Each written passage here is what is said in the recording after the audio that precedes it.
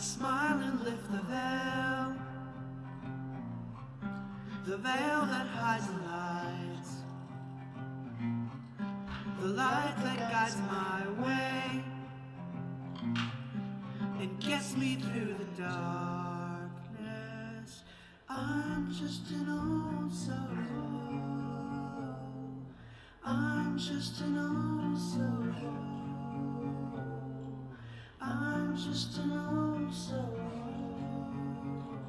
living in the new world.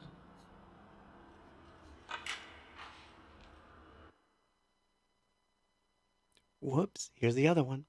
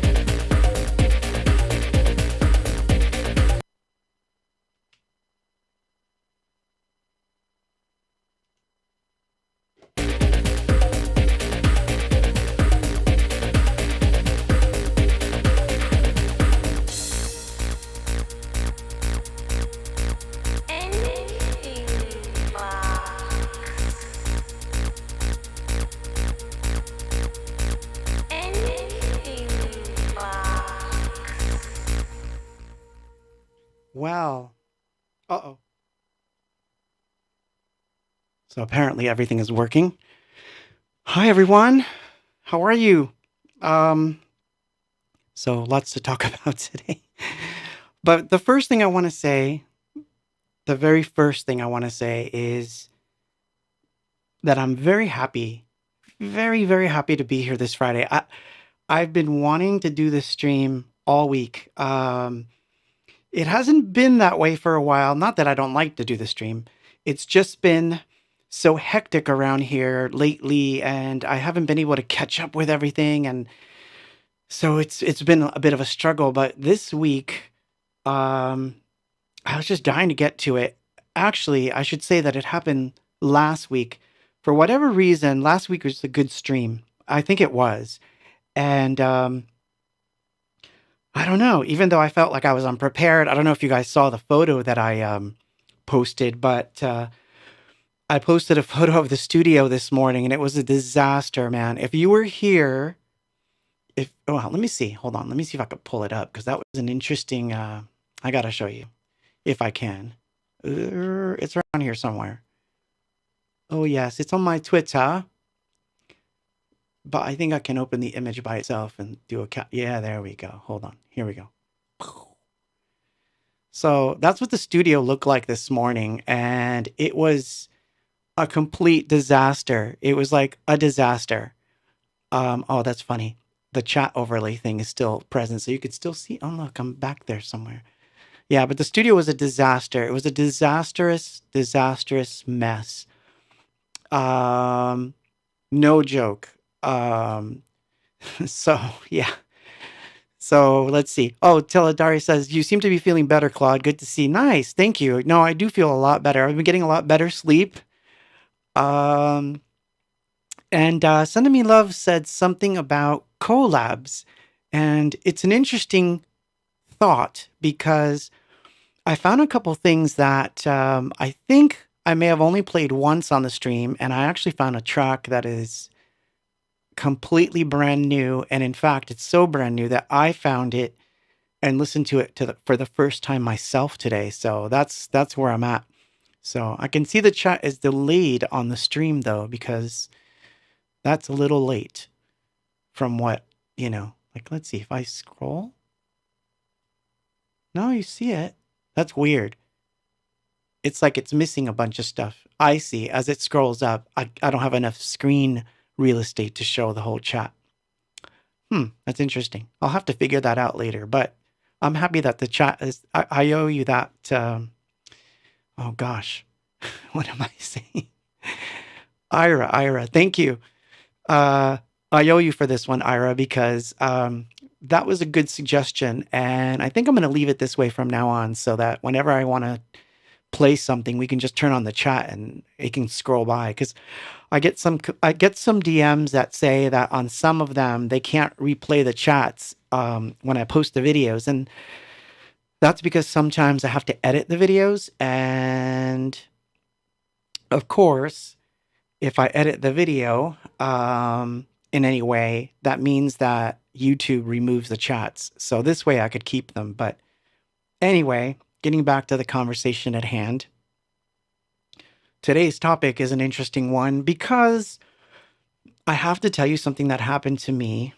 In fact, right after the stream last week, it was as if it's a kind of a no duh moment. Okay, so it's going to be like a no duh, Claude. Like really, like I can't believe you're even telling us this stupid story, but I'm going to tell you anyway. Sorry, it's just my nature. My nature is to tell you stories. But what happened last week was that as I was, I don't know, putting things away, I should say, I found a folder full of some tracks, and it was just stuff I was working on. And it's like this thought just popped into my head, which was like the most obvious thought, by the way, but I had never said it. Like, I mean, I think you can go back to this. Believe me, I'm not trying to build it up. I'm not. It's not that big of a drama thing. But it was one of those things where you would think it was so obvious that I would have I don't know, posted it before. You would have thought I would have talked about it on the stream. And it just dawned on me. I never really talk about how much I really love to sing. Like I really love singing. And when and I think I figured it out, like why I never do it or why I never posted such things before. So I think that the reason was that for a long time, when ABOX was a trio and when we were four or however many we were for a while there, everyone always thought of me as the singer guy. And so I was just the singer guy. We would do interviews and people would ask questions to the rest of the band about sounds, and then they would dedicate those questions back to me, in which case the interviewer would look really perplexed, like, I thought you were just the singer guy.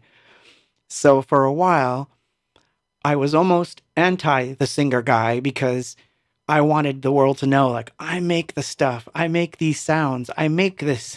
Like, I take a lot of pride and work in all the sound design I've done throughout my life. I have like 60,000 samples of things that I've made. My drum library alone of things I've made is probably well over 80,000. I'm not even joking. It's not even like a joke. I couldn't possibly use every sound I've ever made. But nobody thought of that side of me at all. I think until I started doing the streams that people started to notice that. But because of that stigma, I also failed to talk about things about, I don't know, the human voice and how much I treasure the idea that I was able to figure myself out and have a voice. So it's not like I'm tooting my own horn. I'm not. I'm not even suggesting by any stretch of the imagination say that I'm like some fantastic great singer of all. None of that. That's not what I'm trying to say. But I am saying emphatically that I love to sing. I really do. And I haven't been doing enough of it. And I think that one of the reasons is, of course, this apartment being small, and it's very difficult to sing in this apartment. Honestly, it is. So the topic is going to be like kind of dumb in some ways, but I'm hoping that if someone has a similar problem or if someone has similar challenges, that some of the suggestions that I make throughout this particular episode come through. But thank you for that. Lisa says your voice makes me happy. That's really nice. Thank you. And Sue says, so blessed you did. Thank you. You guys are so awesome.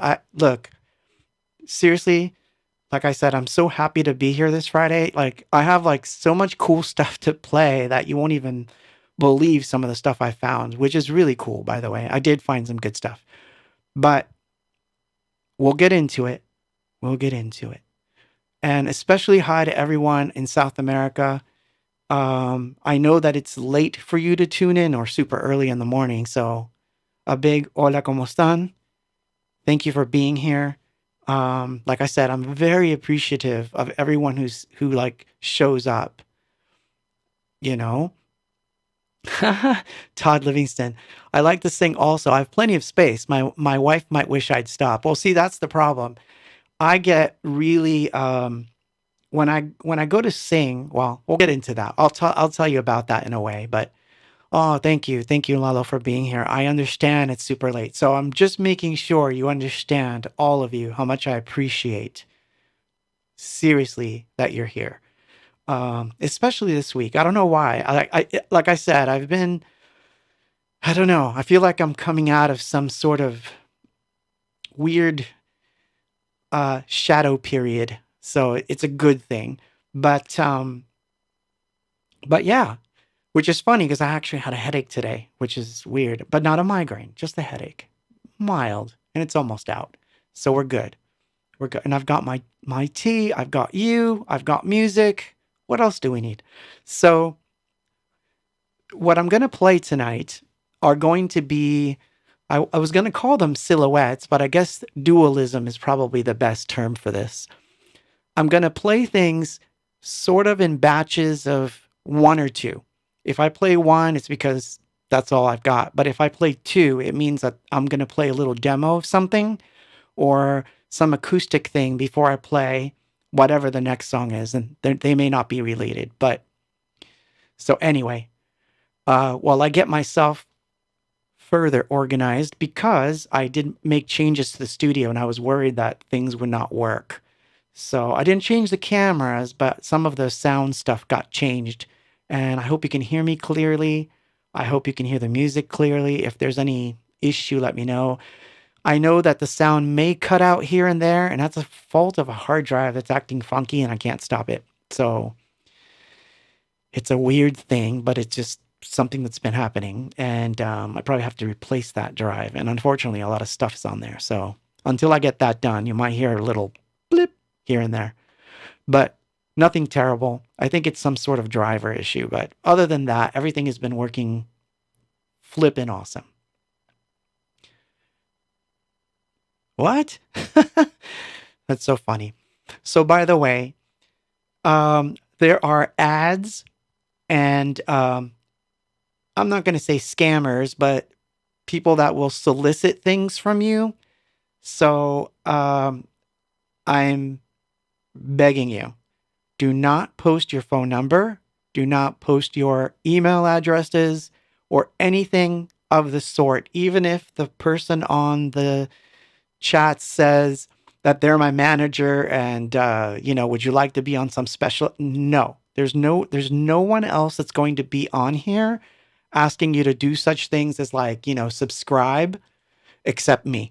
So other than me, there will be no one else. But do subscribe if you want to, because that would be nice.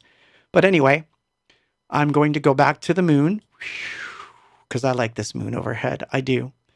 And I'm going to play, as we get into it, this version of Dead Stars by, it's called the E39 mix. I may not have all my notes today, but this is the next one. But then don't worry, we'll get there. By the middle of this show, you're going to hear some interesting oddball things. That's all I'm going to say for now.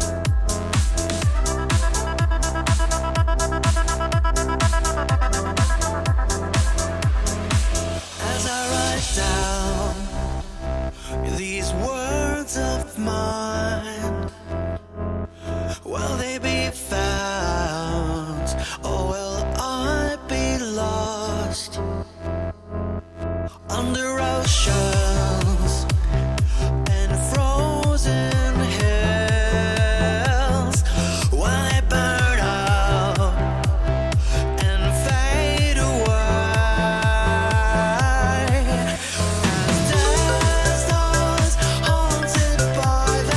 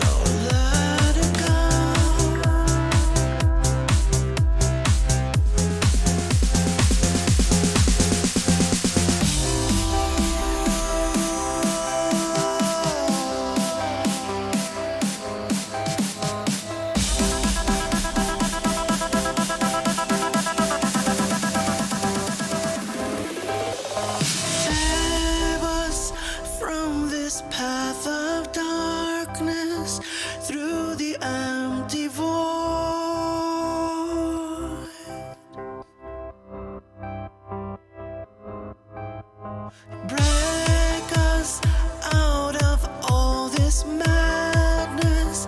Tell us where to go. 'Cause someday we won't be dead stars, haunted by that darkness. Fill the empty void. 'Cause everybody knows the future is the sword on golden rays of starlight. You and I should know that someday it's time to go.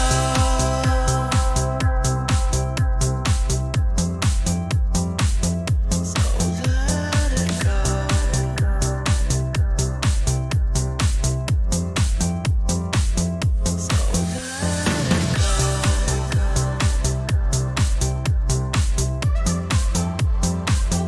let it go.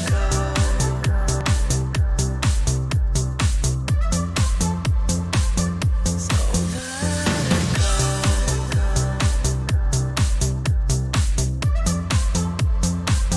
So let it go.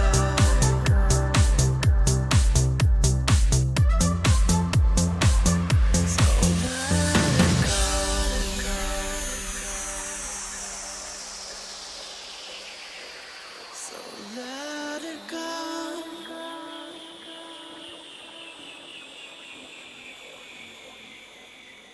Dead Stars, the E39 mix. So yeah, where were we? What was I telling you? Oh yeah, the singing thing. So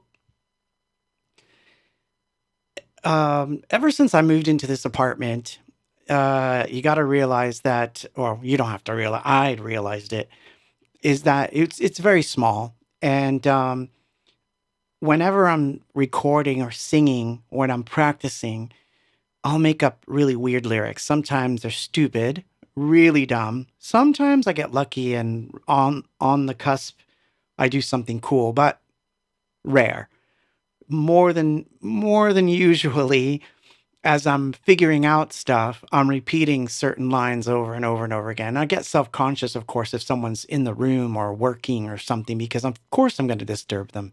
It's natural, especially if I have, let's say, headphones on and they're listening to just a discombobulated voice singing nonsense lyrics for 5 hours, which is usually what I used to do. I would practice for almost 5 hours a day in the old studio. I tallied it up. I actually went back to some of my journals and, sorry, I'm trying to figure out what camera I'm this one. Okay. Sorry. So yeah, I would practice 3 to 5 hours, between music and singing. And so that way I could get my chops up. Now in the last couple of years, and especially during the pandemic, that was almost impossible to keep up with. But there's something about that too that I want to bring up. But anyway, I digress. But yeah, so it's difficult sometimes. So I've been trying to do all these, outside the house kind of stuff. And I had some good ideas, but I didn't implement them right. So one of the ones that I had was that I was going to build an away kit. And the away kit consisted of my portable sound card, but it had to have like compression on board. This is tech stuff. Sorry if you're finding this too nerdy. Sorry. If you are, just let me know, but sorry. Meanwhile, ooh, nice to see you all. Oh, more people joining in. That's so awesome. Thank you. Thank you. Nice to see you, Claudio, Michael, Rolando, Steve. Thank you for being here. So, so yeah. Oh, when am I going to tour Phoenix? I don't know. It's not up to me. I would like to tour everywhere, but it's never up to me. It's up to agents and promoters and the people that do that stuff. I don't even do any of that stuff. So anyway, so I had planned that I would do these outside things where either I would drive out somewhere with the car with the little Mac so I could go into the middle of nowhere. Because believe it or not, I actually know so many really crazy locations that I could go to that are completely empty, like empty buildings. I know of like, I have like a laundry list of places I can go to that are completely abandoned in the middle of nowhere. So if I really wanted to, I could pack things up in the car, head out to one of those places with my microphone, this one right here, and my portable sound card, pair of headphones, and I could just record anywhere. So that was one idea, but I didn't actually do that. I never got to doing that. I did it once. Sorry. I did do it once, and it was semi-successful, but again, I didn't do it the way I thought I would do it. So the last time I went out and tried to do something like that, or I remotely went out to sing, I wound up recording the song live, meaning that everything was recorded all at once. And so editing became a nightmare. So in hindsight, the problem with that approach was that instead of taking like a finished track and then just singing my takes to it to later come home and edit, I did it all live right on the spot and mixed it, which terrible idea. Don't do that.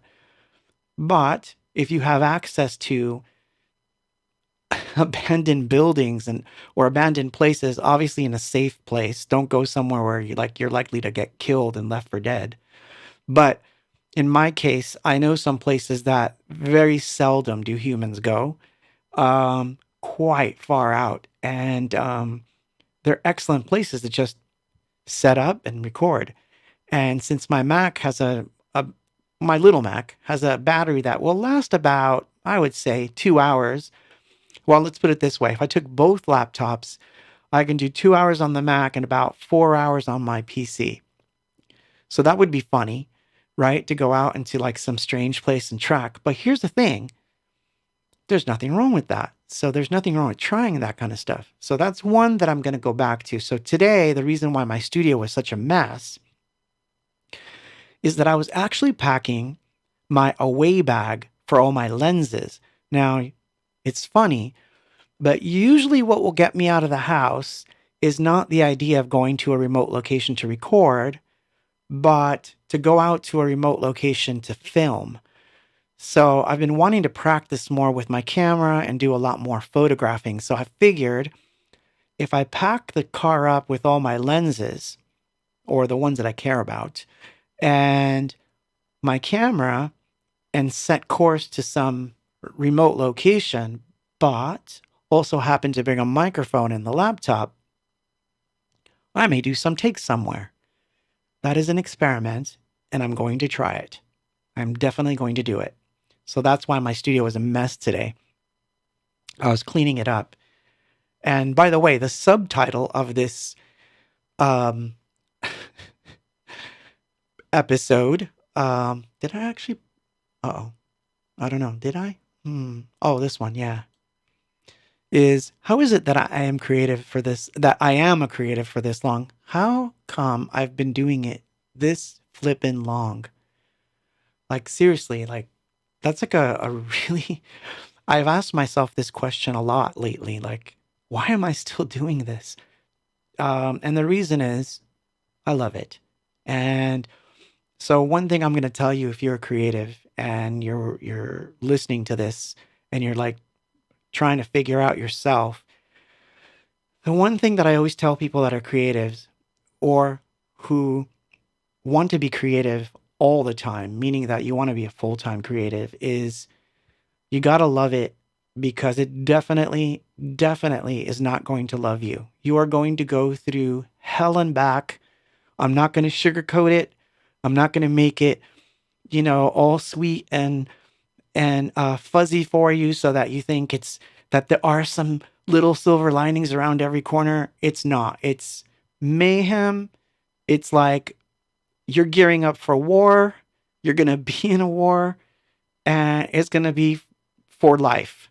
So you have to love it enough that you have to like be willing to do all that kind of stuff, Oh, Claudia says, and you can always try one of those small power packs. Yeah, I know. I thought about that too. A power pack for the car so I can keep the car running and then run stuff. Or one of those power packs that can power up the computer and keep it running for like 4 hours straight. Yeah, one of those. I'm definitely going to think about that. But, but thank you for that advice, Claudio. And I'm glad you're here, by the way. So yeah, so that's one of the things that happened, like literally right after last week's stream. I think it just came crashing down on me like, dude, you haven't been singing the way you used to. Like, you're just not singing enough. Now, don't get me wrong. When I do rehearsals, that's different. The reason it's very different, and I tried a technique with that too, and it failed miserably, but I think I have a solution to that, but I digress yet again. So let's see. Let's get back into topic here before I lose it. So when I rehearse, I'm rehearsing for shows. So that means I'm doing I'm not doing new songs. I'm doing old tracks, basically everything that's going to be on a set or could be on a set. They're practice songs. My voice is used to them. Honestly, the reason I actually rehearse more than anything is to try to find what I call dark areas in the brain where some lyrics might be forgotten, because believe it or not, I have to keep about 30 to 40 songs in my head that I have to be able to play at the drop of a hat and know the lyrics to. And as much as anyone, I mean, look, if you can do it, if you can keep 40 songs in your head like perfectly well in your mind, good for you. I salute you, but I cannot. It's difficult. So what I do, the reason I rehearse when I go to rehearse for shows, which by the way, I've got a bunch of them coming, but I'll post that in a minute. But the reason that I do a lot of rehearsals is just mostly for body memory, for triggering samples and playing instruments, of course, and for remembering the lyrics. But as far as the vocal cords go, it's not that bad. It's like I kind of figure out, like within the first rehearsal, I kind of get acclimated. By the second rehearsal, I'm okay. So I'm not that afraid of like losing my voice or something where I'm like, oh my God, I can't sing. It's not that. But when it comes to new material or new songs, they require practice because you're going to have to play them for a while. You're going to have to practice them. So one of the things I used to do in the old studio was I would run the tracks and literally practice 3 to 5 hours before I would record anything. So it was a very different time, and I had access to a room that I was fully private in. Seriously, the studio I was in, not my Santa Ana studio, because that one was not that much better than this one, but the studio that I was in Fullerton was so well sealed in that I could literally play drums at 3 o'clock in the morning and barely anyone would ever hear it. So that's why it was cool. So I could actually go in there, bash drums until 4 o'clock in the morning, sing, do whatever, and then just crawl into bed, you know? So I kind of miss those days, and I'm working towards it. I'm going to tell you my lofty goal. My lofty goal is I want to own a building. That's what I want. I don't want a house anymore. I want a building. I figured it out. I want the first floor. I'm not kidding, by the way. I'm literally not joking. I want a building. I don't care where it is. I don't care if it's in Texas. I don't care if it's in Alaska. I don't care if it's in bumfuck Egypt. I don't care. But I want a building. On the first floor, I want it to be like a sound stage where I paint, play, do whatever. I can hold a show there and even sell tickets if I want. So that's what I want. First floor, that's what it is. And on the second floor, I live. And in case someone tries to break in on the first floor, I can come down the stairs and chop their head off with my sword. Did I just say that? Well, you know what I mean. But yeah, that's what I want. So when I say that I'm looking for success, or when someone says like, what do you want? It's like, it's not that I want to be rich, because being rich is its own thing. I'm not that guy. I never aspired to just have money to burn. That's not it. In fact, even when I have money, I'm rather frugal when it comes to equipment and stuff. It's not that. I just want to create bigger and better things. So, oh, that's so funny. Thank you. Thank you, Sue. But yes, I use that one all the time. But yeah, the reason that I want or that I aspire to more successes is that every time I've obtained it, things have improved in the studio, meaning better microphones. I always get better gear. I can take lessons if I want to learn something new about recording that I didn't know before, although that's kind of free nowadays, but you know what I mean.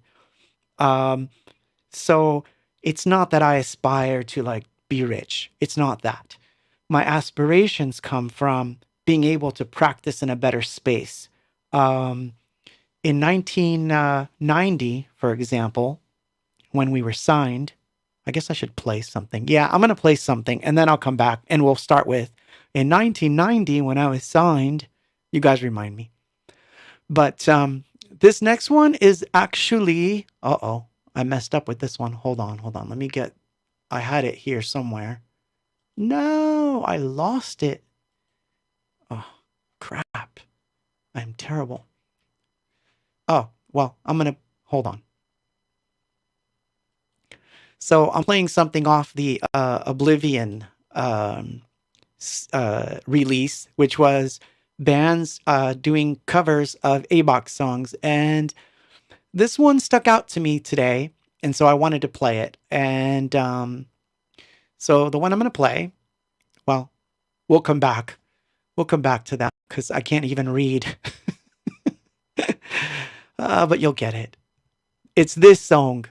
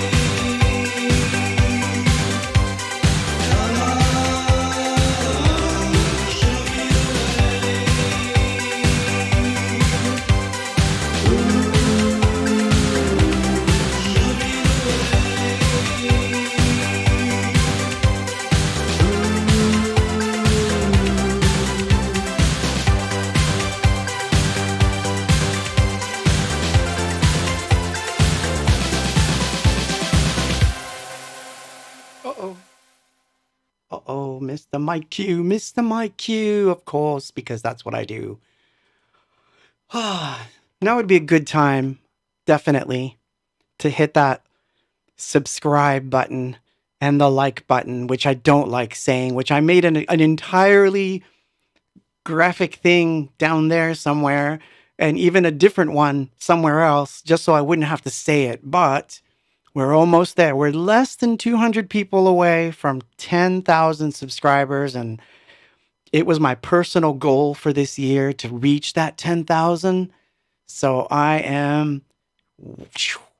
So Joe on YouTube says, bottom floor can be Starbucks. No Starbucks. This is my vision. The first floor is a gallery / studio. I work in it. I play in it. I paint in it. I show paintings and sometimes do shows there. And people go there and can see me at work if I choose to open it for the public for that day. That's what happens. On the second floor, I live. And how would I pay for this? I don't know. I haven't thought it that far. But obviously, I'm thinking art here. But look, man, if I've seen some stuff that got sold that on Sotheby's more recently that I thought to myself, I can surpass that. Yes, I do. I have lofty goals. I'm not going to lie. I am definitely a driven individual. If I wasn't driven, I wouldn't be here. So, and I'm not, like I said, I'm not trying to toot my own horn. Those that know me know I have tons of flaws. Shoot. For one thing, Claudia's on the chat. Steve's on the chat. If Mikey was on the chat, you guys, you know, I have flaws and there are definitely things that I am not good at. But I've gotten better at finances. I can tell you something interesting about my financial situation right now, which is kind of interesting. As of this moment, I am completely debt-free. And it took me almost 3 years to do this, but my credit score is like going through the roof right now. So I did that on my lonesome. No one would have thought that I could do that knows me. Because I've always been kind of crazy with money. Like, I'm serious. If I'm down to my last $1,000 and I need a mic, I'm going to buy it before I pay rent. And then I figure out how to pay rent with a show or something. I'm not joking. I am that guy. I am the crazy artist. However, I will say that in more recent times, I've taken sort of control of my life when it comes to that. And so the really cool thing is that I'm literally debt free. So no more credit cards. I have like nothing that I have to worry about. So yeah, I'm building it up for a reason. It's because I want that flipping building and I'm going to buy one. I swear to God, I'm going to have that building. I don't know how, I don't know when, but it needs to be soon because I'm not getting any younger. So I got to get to it. So anyway, so these were the thoughts that I had last week when the stream ended. And I was going to tell you a funny story about when we got signed in 1990. So in 1990, when we were signed and I bought the studio, I also rented a house that was humongous that was in Fullerton, which, there was money because I had gotten an advance and the advance allowed me to literally do whatever I wanted. Now, I'm going to tell you this because it's a true story. What I got as far as an advance or what I had money to do stuff with was about $30K. And the record company and my management said, do not buy a house. Don't buy a house. It's not the right time. Don't buy a house. Get equipment that you need. Rent a good house for now. You're going to make tons of money by next year. You'll probably be a millionaire. So don't worry about buying a house. Well, I didn't buy a house, but I did buy myself a studio, which cost me about $17,000 back then. I think tax and all about 17. And I rented this humongous house. The house was so big that on the third floor of the house, there was an empty room that was literally the size of almost the size of the entire floor of the house. And we actually used to rehearse in that room. Like we would rehearse in my house. So I do miss those days. I miss that kind of thing that used to happen where we would rehearse. Um, and of course, because of this, when the band wasn't around, I could lock myself in that giant room and I would basically record stuff like day after day, just demo after demo. I would just sit up there and record all the time. So for me, it wasn't the idea of like, oh, I rented this beautiful house. In fact, um, anyone who knows me knows that that house, when we had it, largely went unfurnished. Like, I think we had a furnished kitchen and we had one couch, but the living room was empty. I think there was a table and that was it. And the second floor was completely empty. Like we didn't furnish the house. Like the house was not furnished. My books were all still in boxes and it stayed that way until we moved out because the only thing the house was used for was studio recordings, rehearsals, and getting up for breakfast, lunch, and dinner. And that was about it. That's literally what I used it for. But I regret not buying a house when I had the chance because, well, I'm going to tell you something about my childhood now because I think that's what we do. You're my therapy. So you are my therapists. Oh my gosh. I feel naked. Strange to be talking about this stuff. But as a kid, we moved around a lot. So one of the things that I've always wanted was to have a permanent setup, meaning this is home base, this is where I stay, this is where I do. This is like my life. Like this is what I've wanted is as far as a material thing, right? As far as material things go. Sorry, my English is going. But yeah, as far as material things go, the only thing I've ever wanted was to really have a home base that I could call my own, where if I want to paint on the walls, I paint on the walls. And so thank you for that, Claudia. Thank you. Jose says, I'm listening. So it is because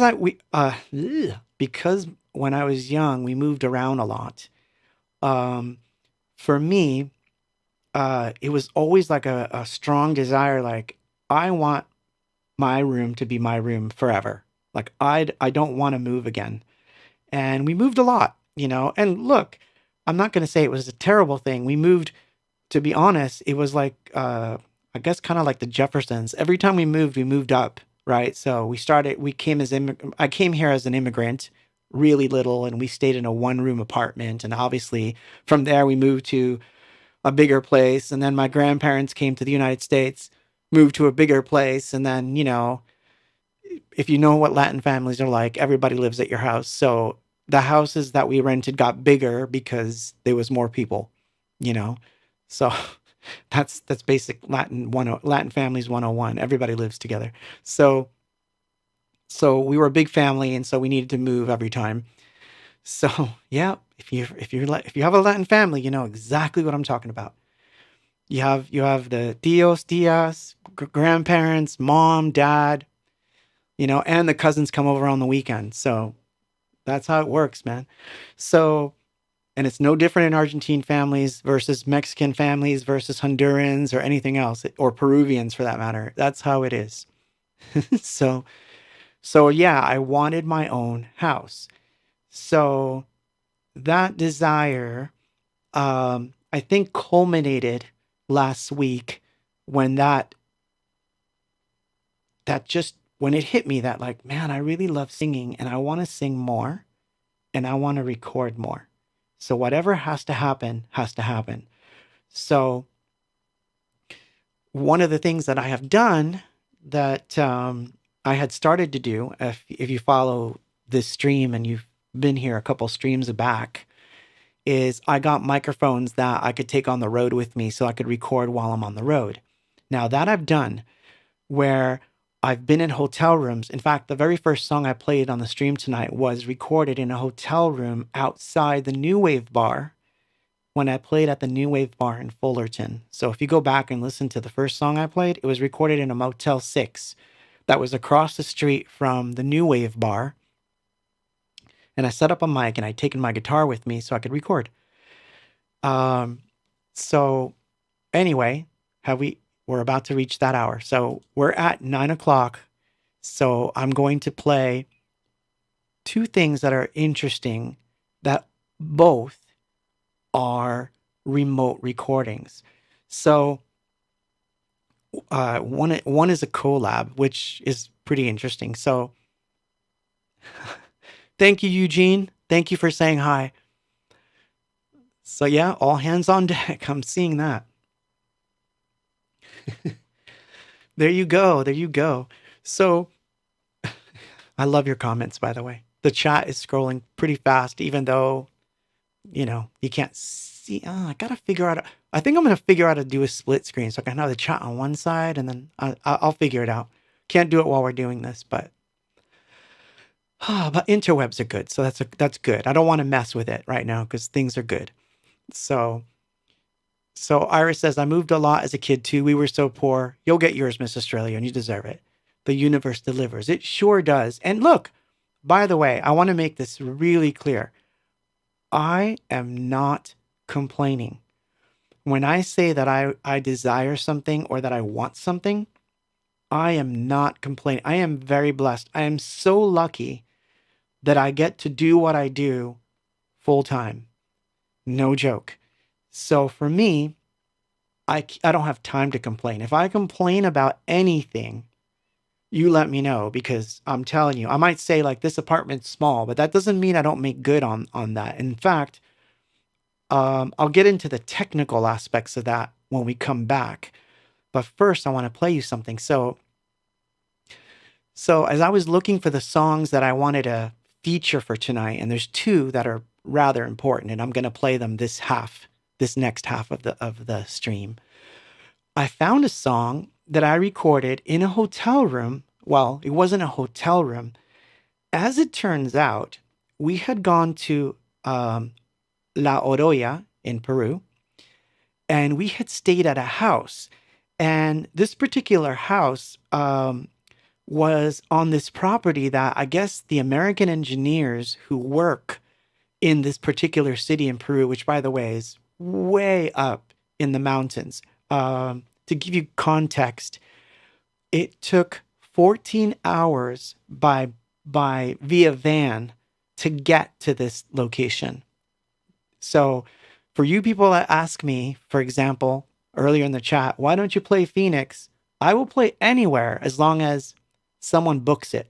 So yeah, we played in La Oroya in Peru, and it was a 14-hour journey to get up there. And when I got up there, I wound up like getting really sick because I had low oxygen.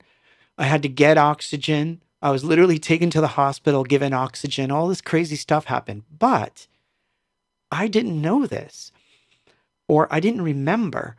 I guess there was a guitar in the room where I was staying, and I was feeling rather, I guess, restless.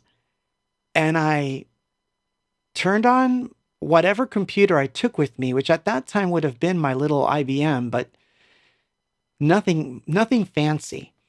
And I recorded a song in that hotel room, and I found it today. And since I recorded it, I had not found it. Or heard it, I should say. It's a simple, dumb little song, but it was on the same folder where I found this other track where I had a chance to do a collab with Moenia. So you're going to hear two songs back to back. The first one is going to be this acoustic song that I recorded remotely in a hotel room in La Oroya, about 14,000 feet above sea level. And then you're going to hear this collab that I did with Moenia, where I sang, when they released it, I'm just going to give you a side note here. When they released it, they removed almost all of my vocals and kept only the backing vocals. The way that it was told to me was that they were going to do verse 1, then we do the chorus together, then I was going to do verse 2, and then the choruses together, and then the last verses were going to be the two of us. On their release, it really wasn't like that, but that's fine. They kept the choruses, but I have a mix of the song that was the rough mix of me singing the entire song with all my backing vocals. So I have that one. And so I know it's funny, but I'm going to play that. So it's going to be back to back. Like I said, as we come up to the hour, that was my little treat. And then I have another treat after that as we start to close the show, which is an interesting one too. This is an Eastern Bloc collab that we got to do. So, but anyway. Oh, and I was about to ask if he was a punk. I've always gotten that vibe. No. They were actually really cool. They're very nice. I've gotten along with them fantastically good. Fantastically well, I should say. No, they're wonderful people. I think, look, it was their song. So my part in it was very small, but I guess maybe I overextended. That could be the excuse. But all in all, it was still a great collab. So I'm not sweating it. So here, I'll turn on the chat. And as we chat, I will play you this song called Wait that was recorded live on straight to my laptop. It's only about a minute long. And then we'll go right into the Moenia song. Ready, set, go. It's almost like I feel like recording just because. Wait until I kiss you. I know that it's true. Know that it's over. So wait till I kiss you. So wait till I kiss you. Maybe it's over, but I say it's true.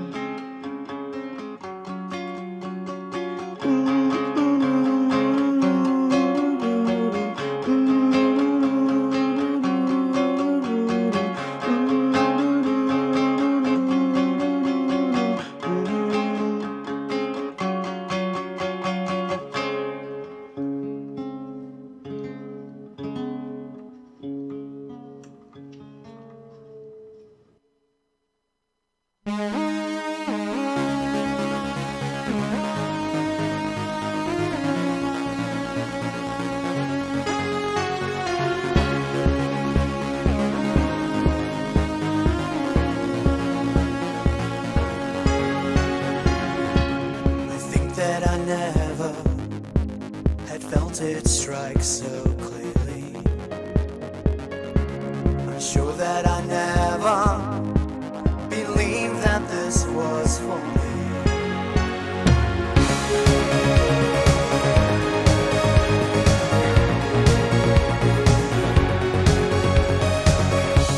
I wish I could hide it better, but when you're near it's plain to see that it's you, girl, who's made me break my chains.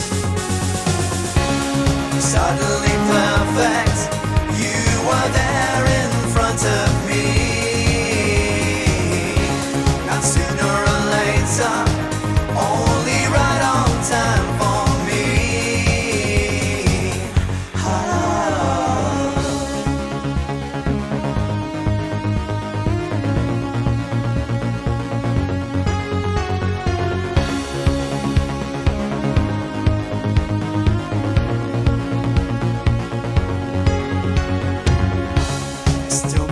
Wonder when I wake by your side.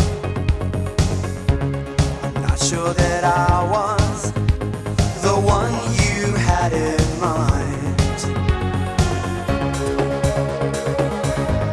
Still makes me wonder.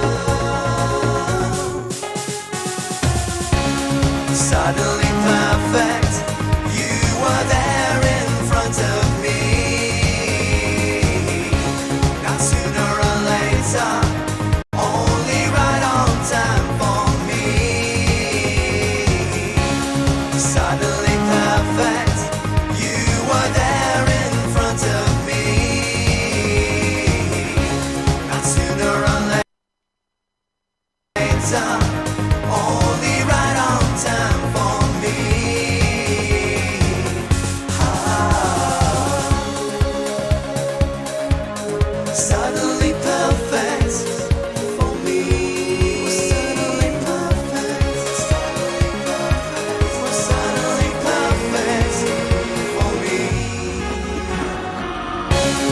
Suddenly perfect, you were there in front of me.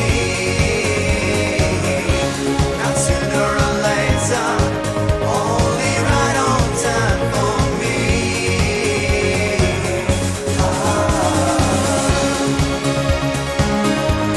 Suddenly perfect for me. Suddenly perfect for me.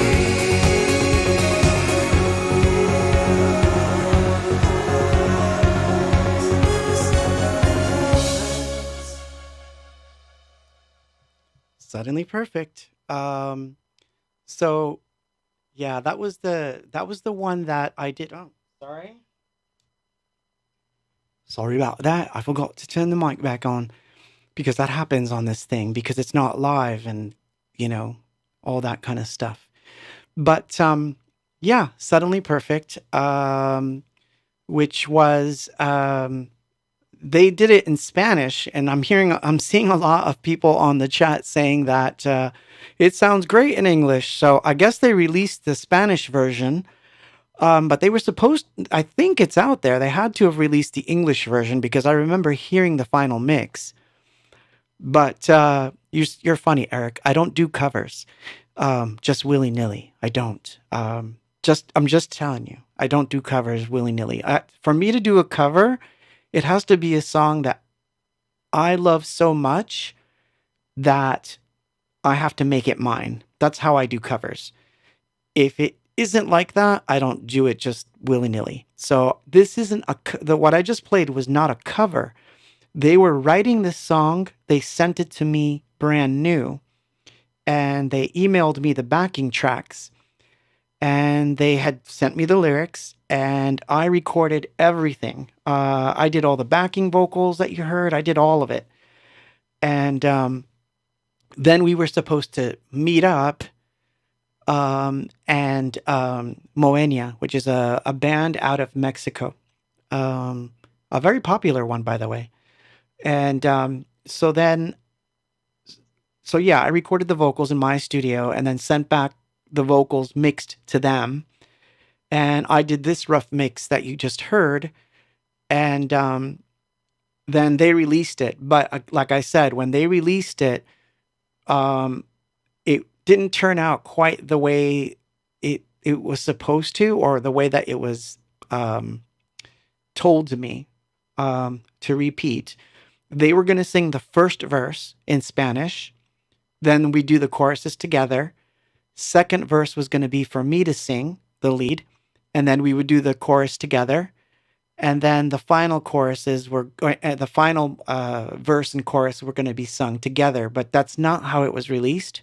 You can hear me in the English release, but it's basically I'm just backing vocalist for that one, which is fine. I'm totally okay with that. But I'm happy that I kept this version lying around on my hard drive because it's kind of cool, you know? So what I might do is like, I don't know. I'll ask them permission and I'll see if I can put it on Bandcamp. I don't see why they would say no, but you know. Jason on Facebook is asking, did you get credit in the liner notes? I don't know because I don't know that I have a I never got a copy of that record. I guess I'll have to go look. But I guess anyway, so I guess that's, you know, that, you know, but it was a cool experience. By the way, I got to do a song with another collab, but I couldn't find my version of it. I had done a collab with Isaac Junkie too, which is also out of Mexico. And he had a song that he sent me and I really liked it. And I recorded the vocals to that song using literally a dollar microphone. I'm not even joking. It was a dollar microphone that I took with me to Lima, and I recorded the song in Lima. Now, I was going to look for that one today, but I don't have it. I can find the Isaac Junkie version, meaning the version he released, but I'm not fond of that version as much. I don't like the way it turned out, to be honest. But I wish I had my rough mix, which is sitting on a hard drive somewhere. I'm going to find it. It's somewhere. Um, because I still have it. I still have that mix somewhere. I want to find it because the version that I have, I happen to like the backing tracks a lot more than the one that he released. I wish he would have released it the way he sent it to me, because I actually like the production on the one he sent me more than the one he released. So this is always the case with the collabs, is that you never know what you're going to get. Like, you might get a backing track that you really like, and then when the thing comes out, it sounds completely different.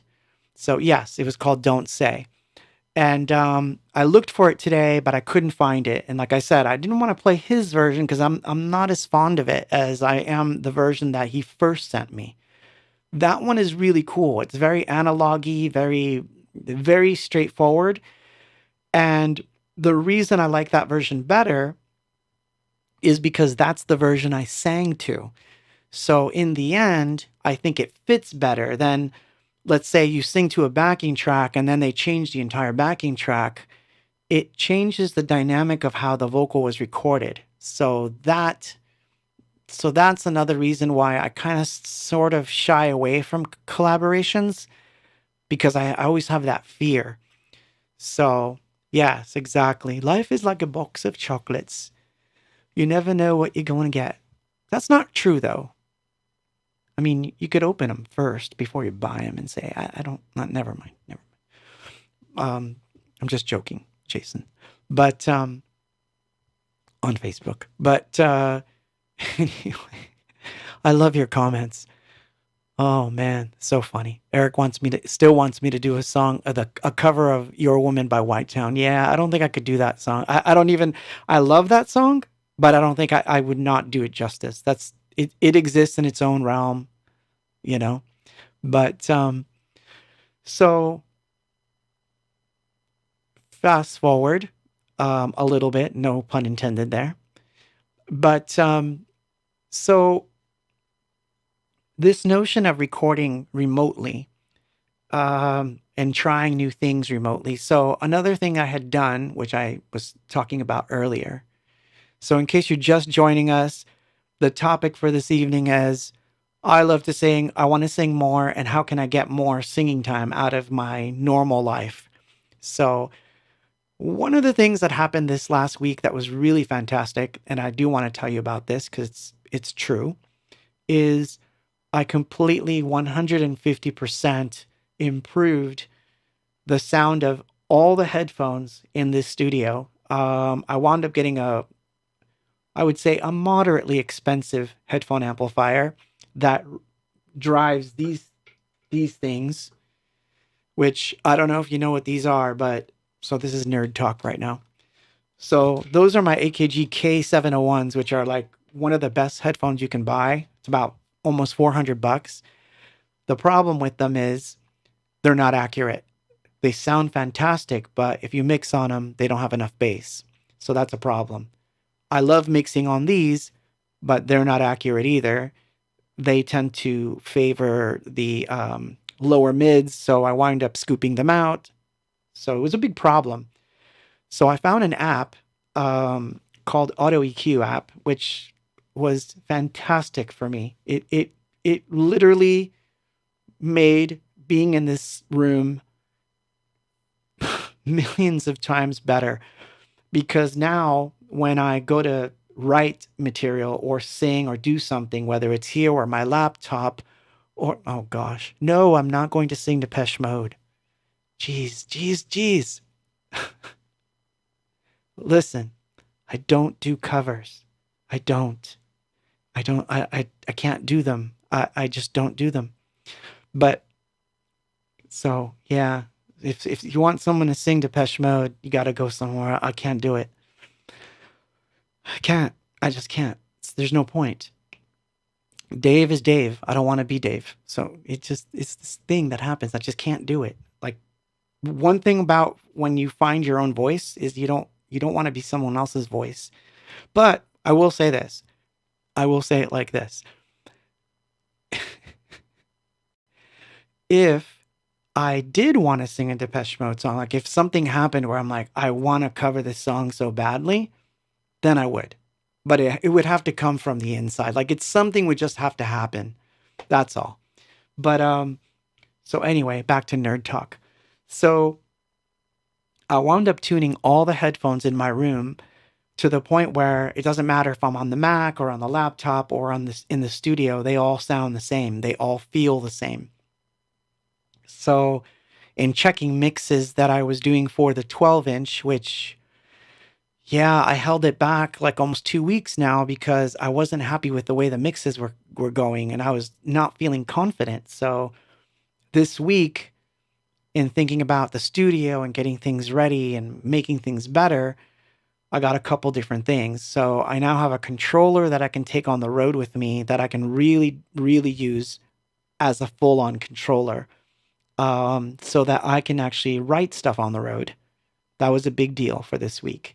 And then the other thing was to take these headphone tunings and put them on all the computers so that literally I can track now when I'm out and about and know that I'm getting the tonal quality that I'm looking for and that I've captured it. So that's a big deal for me. So it was a cool thing to come across this app, and it's free. So that's what was cool about it. You can look it up. It's called Auto EQ app for all the nerds out there, but you know, okay, let's not get into that subject of this band versus that band. I don't like those because they get me off kilter. So I'm not looking at those chats. This isn't about this versus that. It's just, yeah, sorry. But anyway, I digress. So yeah, so I upgraded those things, which is fantastic. I was quite happy with the headphone amplifier that I had. In fact, it's sitting behind me. But that one is now going to do double duty and be on different systems in the house so that I can actually check things on everywhere that I want. So it's a big deal. It's great. I got those $300 headphones sounding like they're $1,000 headphones. I got these to sound like those. So I'm like totally happy with this. And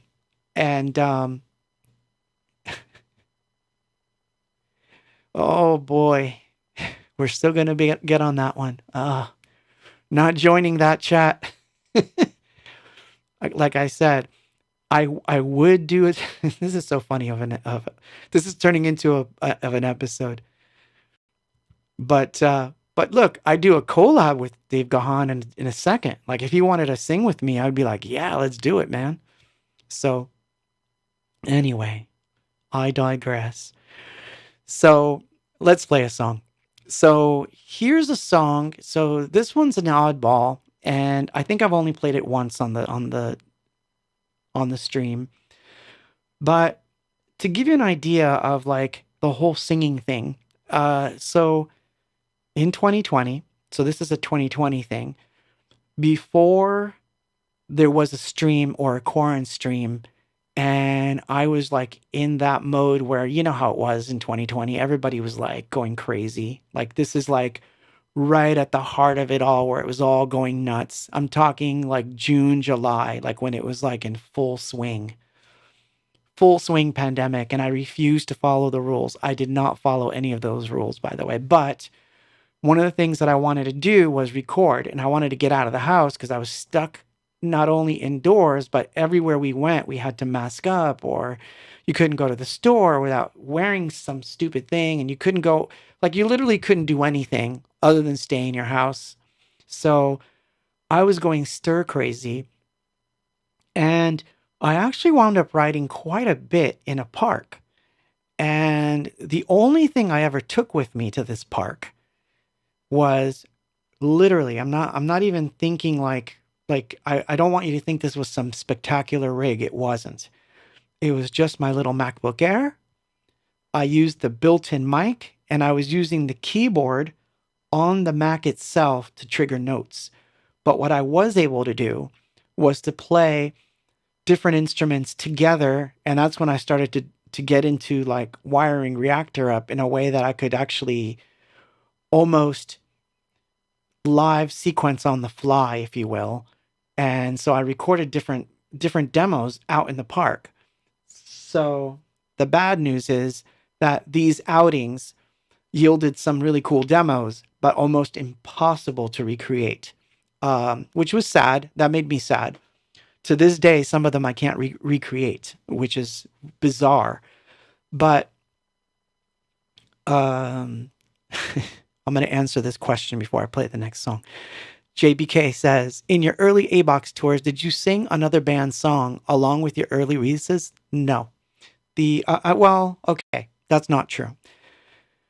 When we were starting out, we did 2 covers that I'm aware of that were not part of the set, but it was just something that we wanted to do. So one of the covers that we would do a lot was Level Tear Us Apart, which I do to this day. But that's, like I said, I don't consider it a cover. It's a song I've loved forever. I wanted to make it my own. So we recreated it for ourselves. And that was, for us, an ABOX song. So it's not like we would cover it. We would just play it in our set as an ABOX song. That's kind of how I think about it. So I don't like to use the term cover in this case. So that was one. And then another one we did, which was like, we only did it once, but it was kind of cool. I wish I had a video of it, but I don't. Is we did She's Lost Control by Joy Division. We did that one once too. Oh, that's nice. Thank you. Thank you for that comment, Sue. I don't know that I'm extremely intelligent. I don't even know that I'm intelligent. I'm self-aware. Does that count? That I'm self-aware? But anyway. So, yeah, unfortunately, we never released either of the 2. Although I did play a video in one of the streams way back where there was a video of us doing Level Tear Us Apart, and I did play it. But insofar as I know, well, I don't know. There's a demo floating around somewhere. I guess I'll find it. I'll have to find it. If it shows up, I'll play it on the stream again, but I don't have it handy. But anyway, if you want to hear the version, the version of Level Tear Us Apart is on the first Diary album. And you can actually find that on Spotify. So if you type The Diary, Level Tear Us Apart, that's yours truly doing a Joy Division song. So that's a real one. But as far as the other one, we never recorded it. And we only did it once and then never again. So, but anyway, so I'm going to play you a song that encapsulates how I felt in 2020, in my opinion. But it was also recorded in the park. And I took advantage of using that microphone that was built into the Mac and put it to good uses. I was sitting literally about 50 feet away from a bus stop in a park. And what's really funny is you can hear the buses, you can hear the birds singing, you can hear people talking as I'm singing in this park. And so this is one of those outdoor demo things that I did. The instrumentation sounds quite nice because, of course, it was direct and that was coming from Reactor. But it's funny, the contrast between the two. But anyway, I'm going to play that next. Followed by a song that is a demo off of Distances called The Lost Generation, which I think I've only played a couple times, but maybe twice. But this other one is called I Had a Nightmare. And yeah, 2020 was a nightmare, but this is what that's called. Meanwhile, back in, I don't know, here we go. I Had a Nightmare.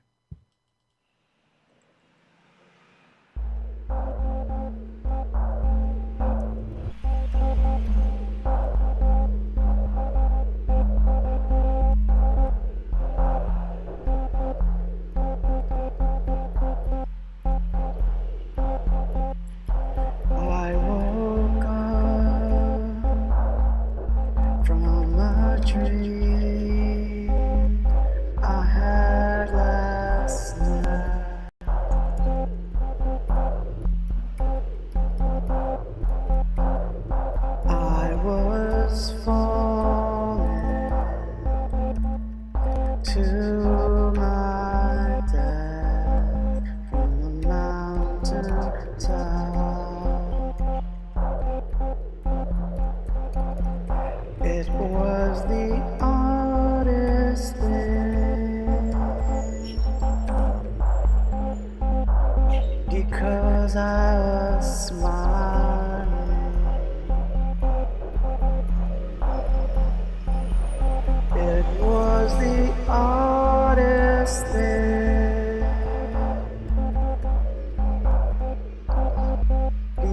'cause I was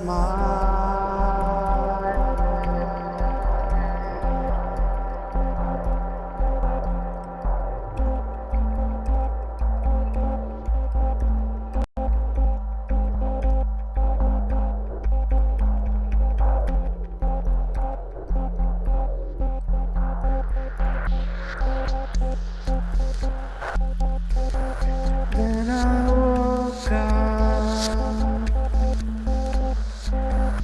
and I realized the nightmare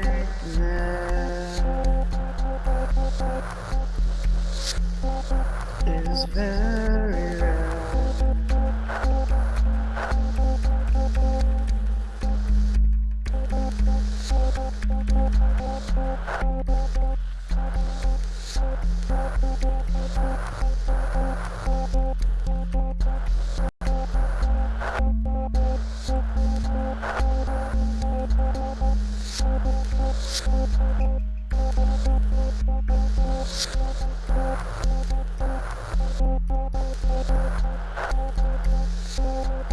No one is smiling now. At least I can tell.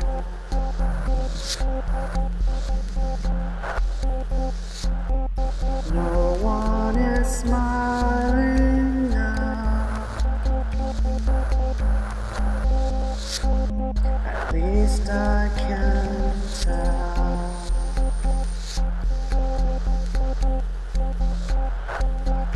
No one is smiling now.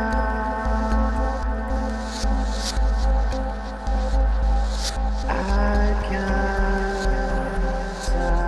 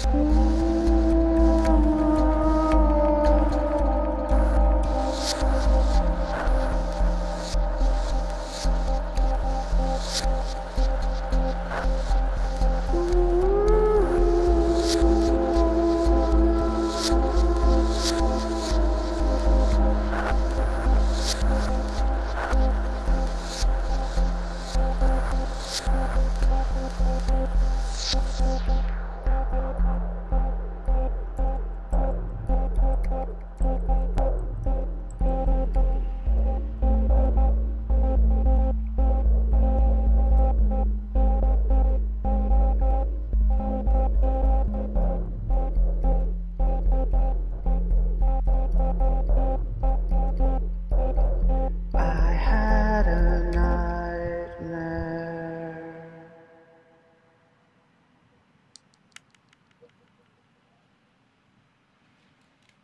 So, oh, next song, Lost Generation.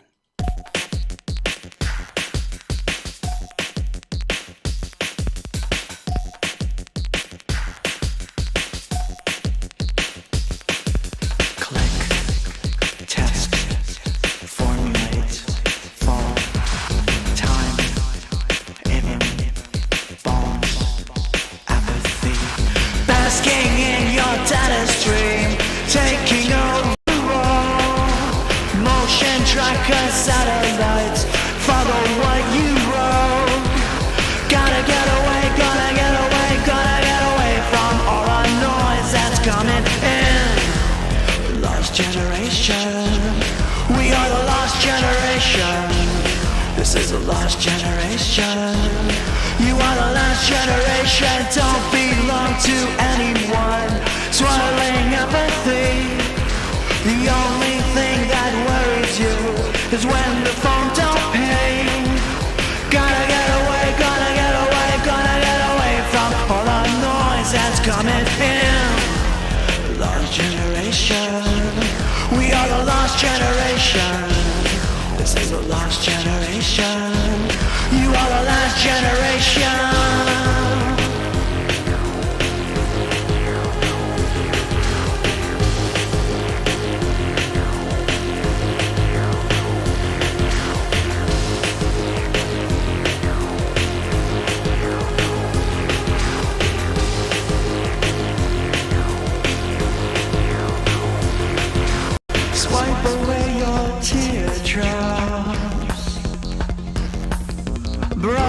Synchronize your emoticons. Synchronize your touch screen. Learn to be a no one as your inside scream. Gonna get away, gonna get away, gonna get away from all the noise that's coming. Gonna get away, gonna get away, gonna get away from all the noise that's coming. Gonna get away, gonna get away, gonna get away from all the noise that's coming. Gonna get away, gonna get away, gonna get away from all the noise that's coming in. Lost generation. We are the lost generation. This is a lost generation. You are the last generation.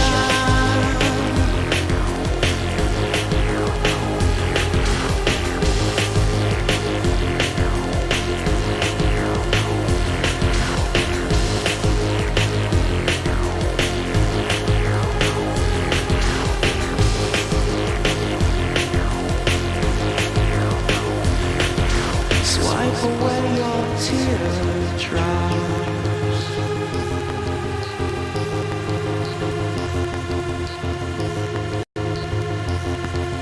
Synchronize your touch screen.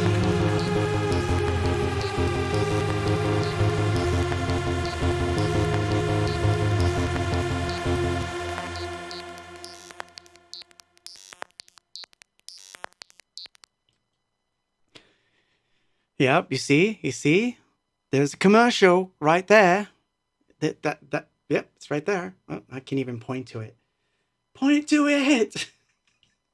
I can't point. Oh, there we go. Look. Subscribe. It's okay. Subscribe. I amuse myself. I don't know. That's another thing about being creative. You amuse yourself. All right, we could turn that off now, right? Yeah. Get the idea? We're almost there. Oh, gosh. So funny. But, yes. Indeed. So, anyway, yeah, Lost Generation, which I dug out of the woodworks for the quaranstreams in 2020. I know, it's simple to subscribe. Just click on that subscribe button wherever it happens to be and just do it. We're so close. We're so close. In fact, I'll tell you what. Next week, and I'm not joking, next week, if we hit the 10,000, I'll give away stuff all throughout the stream. No joke. I will. I'll do it. So if we hit 10K by next week, you know, if I swear, if we hit 10K by next week, I will give away stuff all throughout the stream. And who knows what I might give away? I have no idea. Who knows? It could be almost anything. So it's okay, Wendy. It's not too late. You will have to listen to it because I got a feeling this is a good one, but I'm not sure. It could be. Slam that bell. No, I'm kidding. I'm just joking. So it's almost over. We're almost there. But so most of this episode was about coming to grips with like not having the space that I need to sing and all that stuff. And yeah, it's like a whole like me. But it's not a pity party. Like, I don't want you to get the impression. I just wanted you to kind of share in my awareness of the things that happened this last week, that made me firmly aware. Show your small art piece on the end of your windowsill. Oh, that. Okay.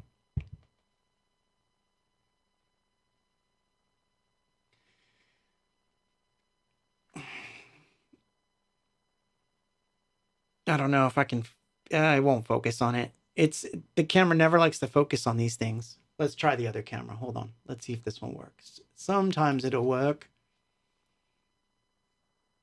It's still not working. It's because it's set to my face.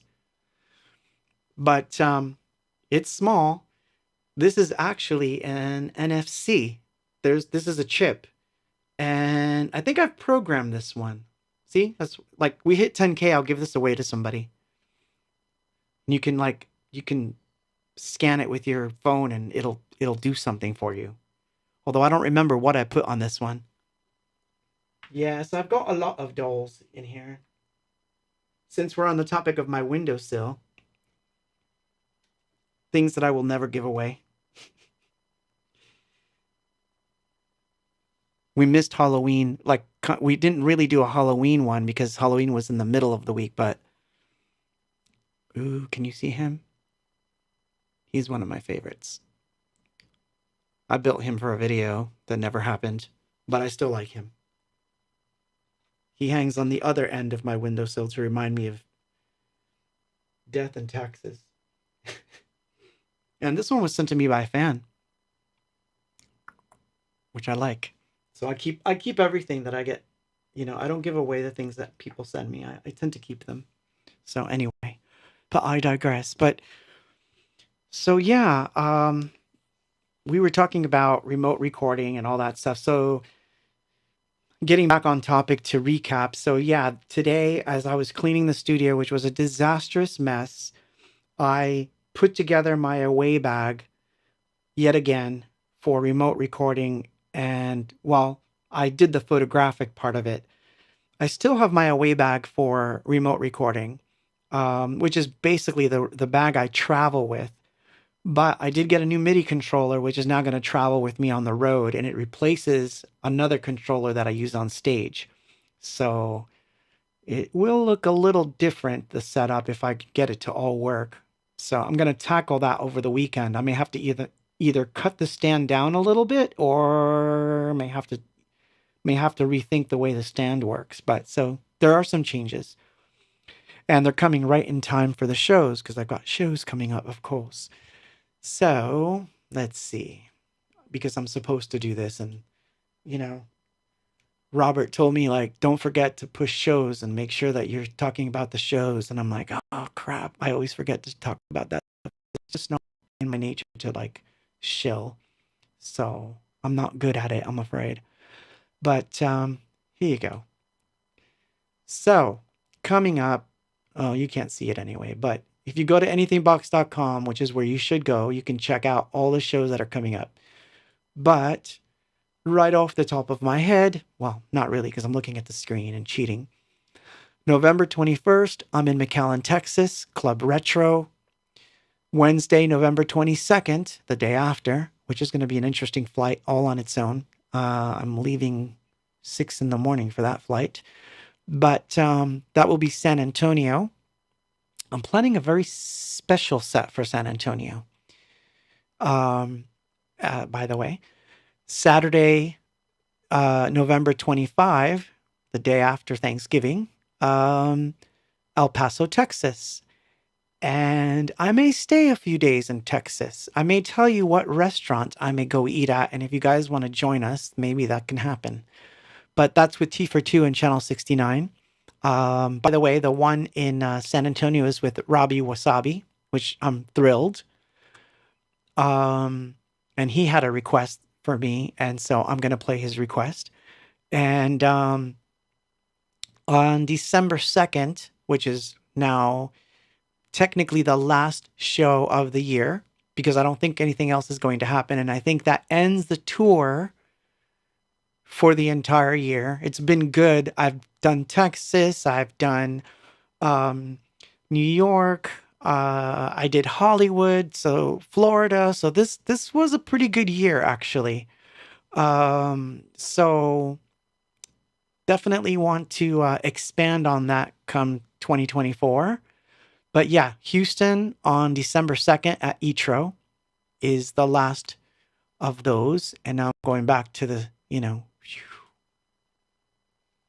So yeah, I'd love to come to Portland, but again, it's not up to me. It all depends on, sorry, let me turn off this TV noise thing so we can just see the chat. Thank you. So what was I saying? Oh yeah. Yeah. So I go wherever I can, wherever I'm booked, I go. So if someone tells me I'm going to play, Aruba, I'm there. If someone tells me I'm playing some little town between Idaho and, you know, uh, I don't know, Michigan, somewhere in between there, in some little town with like 20 people in it, I'm there. So I'm literally not like I'm not picky. It's just it just has to be proper. So that's really what happens there. So just being honest. So anyway, Idaho. Yeah, hey, I have friends who live in Idaho, so I would love to go play Idaho, to be honest, which is funny. And Ohio. I have friends in both Idaho and Ohio, and I would love to go play there. I would love to play Virginia really a lot. North and South Carolina. I'd love to play both of those places. I'd like to go back to Seattle.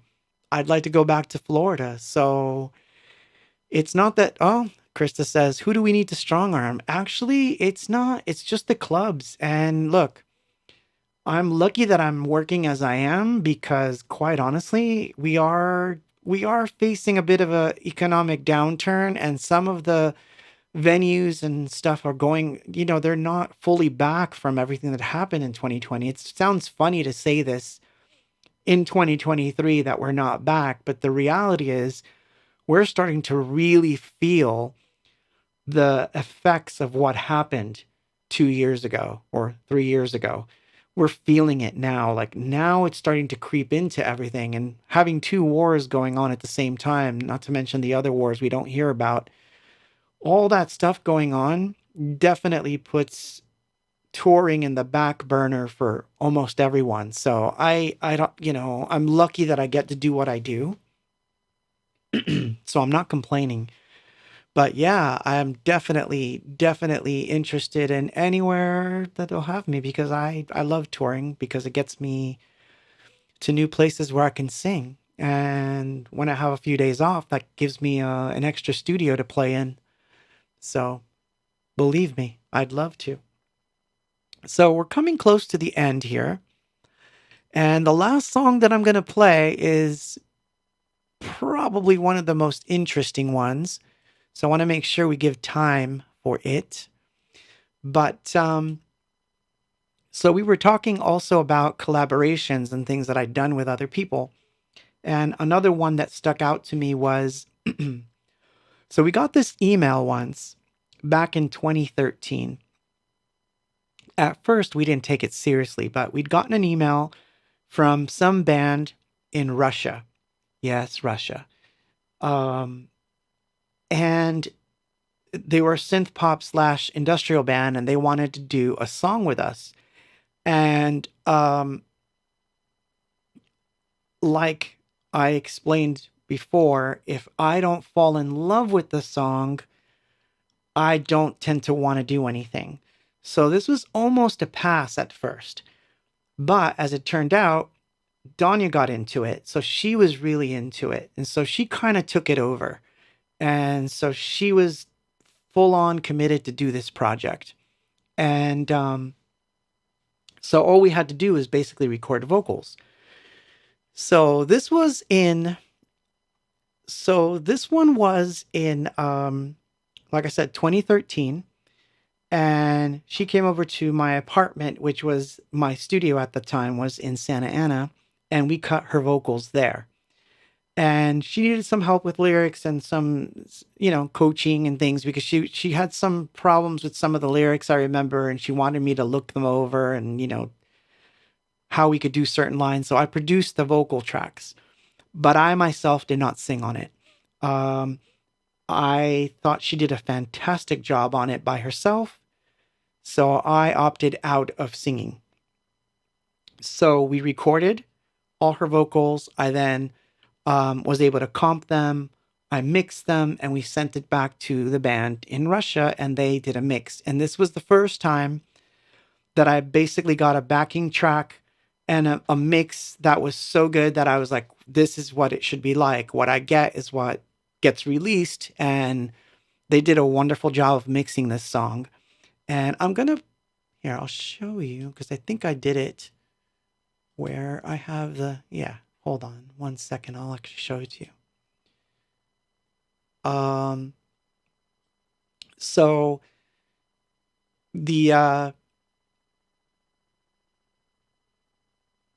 so this one confuses me. I don't know if Wanted was the song and the name of the band is Fringe. But as you can see on Bandcamp, it says Wanted is the artist.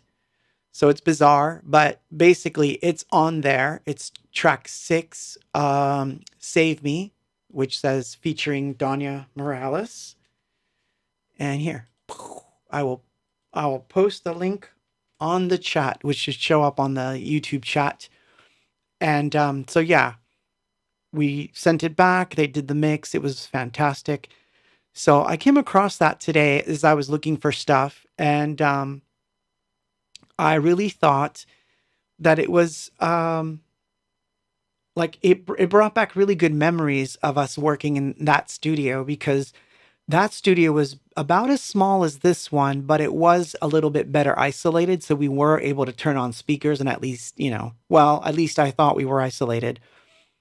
What's funny about my studio from Santa Ana, which I'm just going to give you a side note here. I said we thought it was isolated.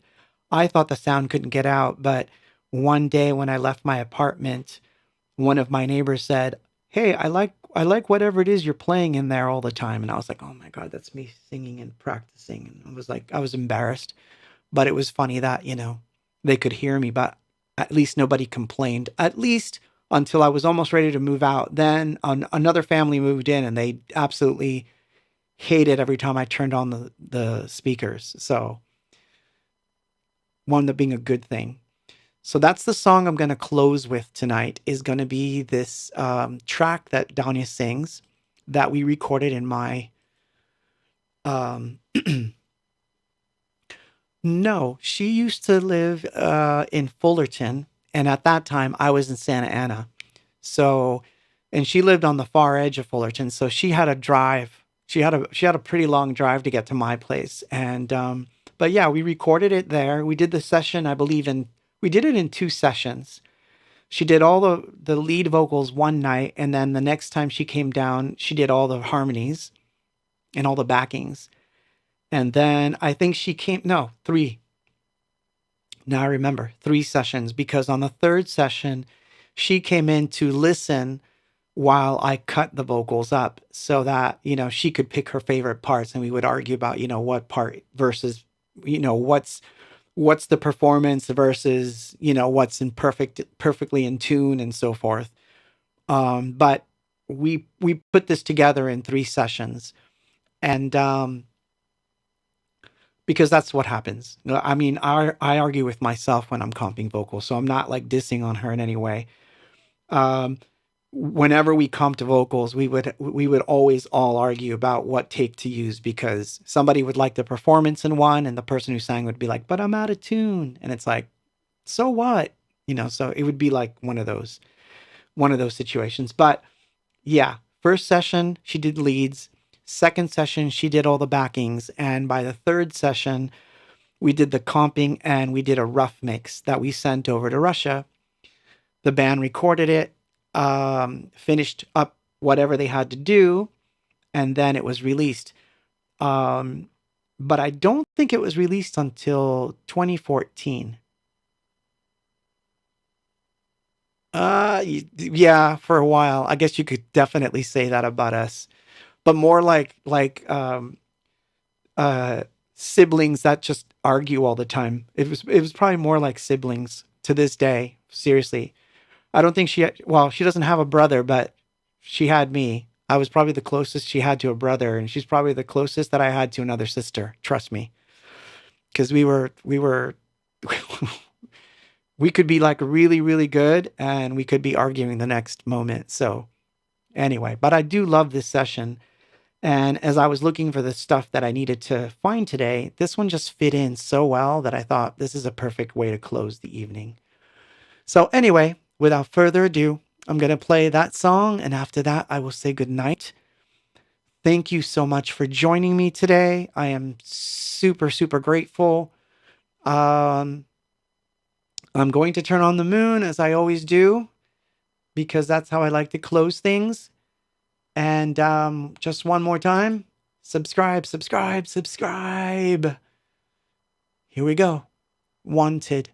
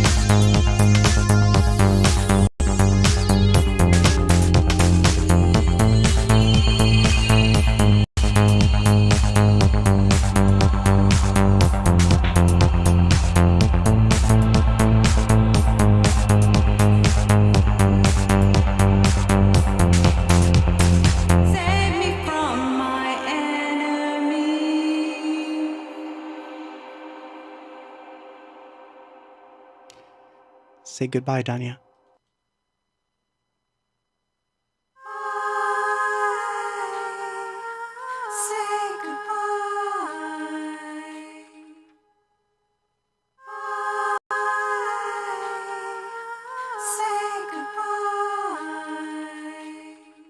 Good night.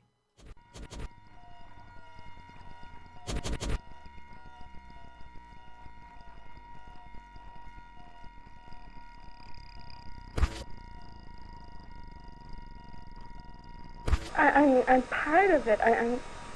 Can't you see it?